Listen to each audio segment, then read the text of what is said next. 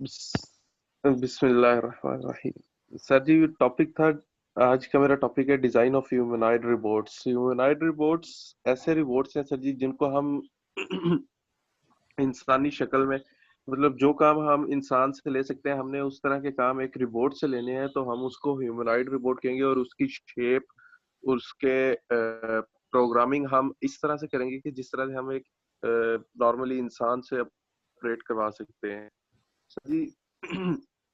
इसकी शेप भी सर जी बिल्कुल एक इंसान की होती है, जिसमें इसका मतलब head, two arms, two legs इसी तरह का बनाया जाता है।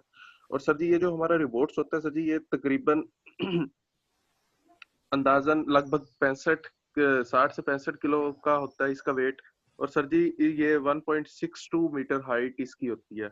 और सर जी ये 2 किलोमीटर पर हार की स्पीड से चल सकता है।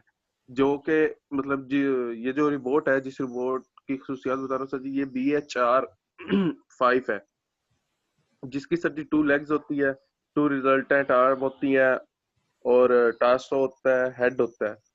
उसके बाद सर जी हमारे पास डिजाइन आ जाता है कि इसका डिजाइन को, मतलब डिजाइन करते हुए इस रोबोट को हमें किन किन चीजों को मद्देनजर रखना चाहिए। तो जी उसमें बायोनेटिक प्रिंसिपल है, high stiffness and light weight principle है, इंटीग्रेशन डिजाइन प्रिंसिपल है, वर्सटिलिटी प्रिंसिपल्स है, और radio reliability and manoeuvrability principles है।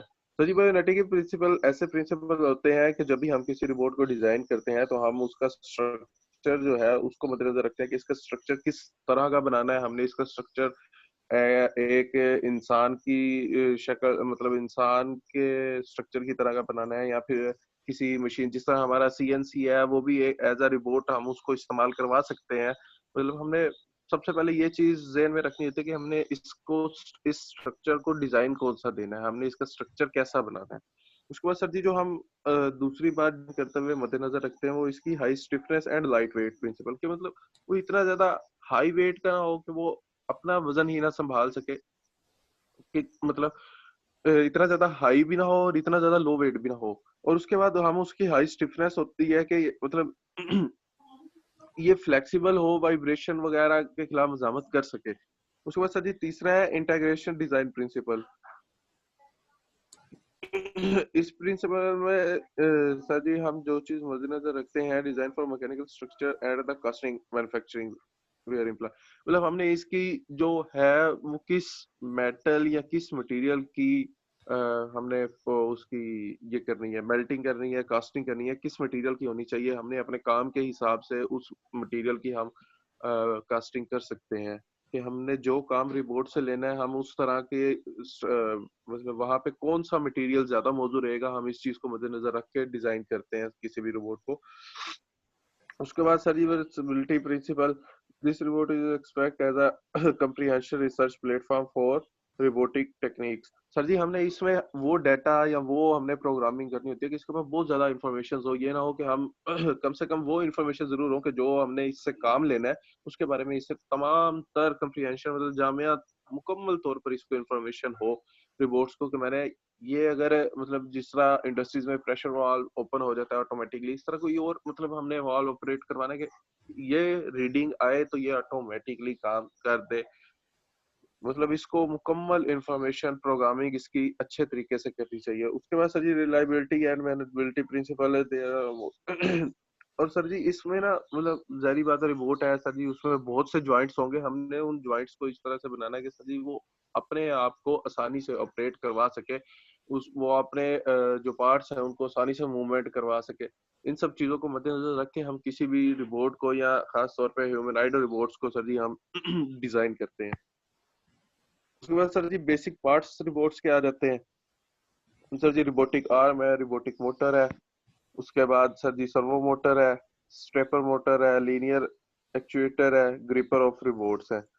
और सर जी रोबोटिक्स बेसिक पार्ट्स में सर जी सबसे पहले रोबोटिक आर्म है, कि रोबोटिक आर्म सर जी हम यूज करते हैं इंडस्ट्रियल प्रोडक्शन में, असेंबलिंग में, मतलब असेंबलिंग हमारे आमतौर पर इंसान भी सर जी असेंबलिंग के लिए हाथ वगैरह इस्तेमाल करते हैं। तो ह्यूमनॉइड रोबोट्स भी क्योंकि ह्यूमनॉइड है तो सर जी वो भी असेंबलिंग के लिए, प्रोडक्शन के लिए, और सर जी किसी चीज को पकड़ने ग्रिप करने के लिए सर जी रोबोटिक आर्म का इस्तेमाल करते हैं। उसके बाद सर जी रोबोटिक मोटर आ जाती है। रोबोटिक मोटर में सर जी या तो एसी मोटर होगी उसकी या डीसी होगी। अगर जो है हमें हाई टार्क रिक्वायर्ड है तो सर जी हम एसी मोटर इस्तेमाल करेंगे। अगर टार्क हमें ज्यादा हाईली चाहिए तो एसी, अगर हमें स्पीड हाईली चाहिए तो हम डीसी मोटर का इस्तेमाल करेंगे। उसके बाद सर जी सर्वो मोटर आ जाती है। सर जी सर्वो मोटर जो है वो एंड एसी एंड डीसी और brushless DC motor combined with the piston position sensing device ये as a Sama control circuit। Sir ये जी सामा सर। थोड़ा जूम कर दें स्क्रीन को।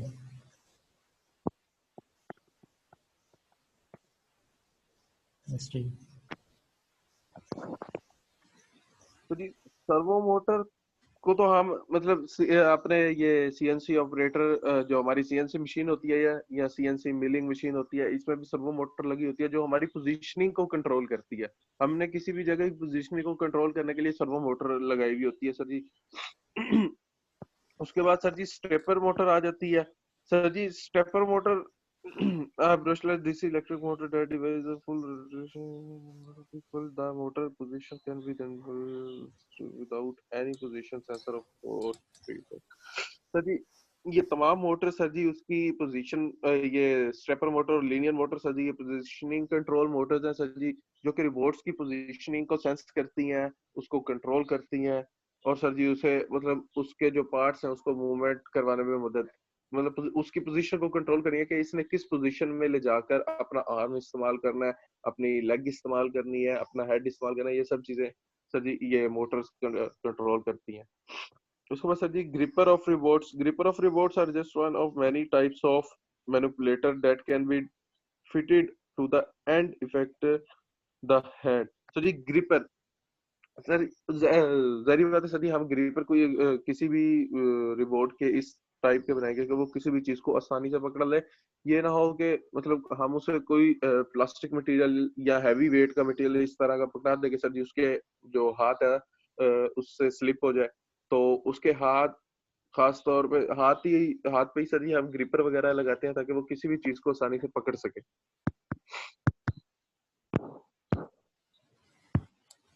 उसके बाद सर जी रोबोटिक कंट्रोल सिस्टम आ जाता है कि प्री प्रोग्राम्ड, पहले से प्रोग्राम्ड जो है, उसके बाद ऑटोनो auto autonomous robot control system। The simple pre-programmed robots are designed purely the repeat the same basic operation over and over and can only sir जी रीप्रोग्राम, जिस तरह सर जी हमारे पास एक वो होता है जो आमतौर पर हमारे पुलिस वालों के पास होता है सर जी, एक रेडियो होता है सर जी, या फिर हाँ रेडियो ही होता है सर जी, उसमें हम मतलब अपनी बात कंप्लीट करके ओवर कह देते हैं और जब तक अगला बंदा ओवर नहीं कहता हमारे पास आवाज नहीं, मतलब ओवर टू ओवर सर जी, जब एक बंदे की बात खत्म हो जाए तो दूसरा बंदा बात करे। प्री प्रोग्रामिंग और सर जी automated robot, more complex automated robots will be fitted with a range of sensor and other equipment that allow them to detect and respond to external factor or environmental changes। तो जी जिस तरह हमारे आमतौर पर ये mobiles हैं और sir जी हमारे दूसरी वाईफाई डिवाइसेस या इस तरह की कुछ चीजें हैं जिसमें सेंसर्स लगे हुए होते हैं सर जी, ये सिग्नल इनके कम ज्यादा होते रहते हैं, तो इन्वायरमेंट के हिसाब